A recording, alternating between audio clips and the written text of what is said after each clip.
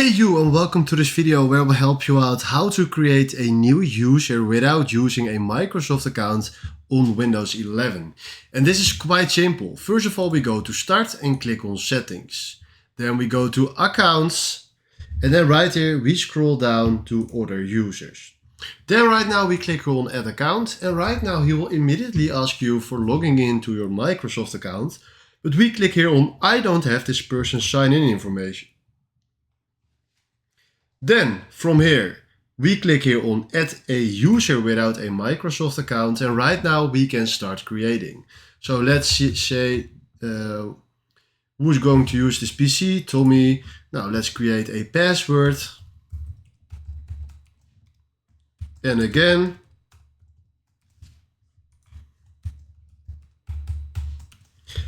And then in case you forgot your password, what was your first pet name? Now let's say something like this.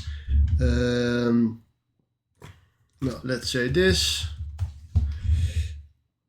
And then a third question. So let's say something like this. Now we do next. Oh, please type in a different username. Now let's say something like this. Then we do next. And right now, we just created a new user without a Microsoft account. So that's exactly how this works. Thanks for watching and have a wonderful day.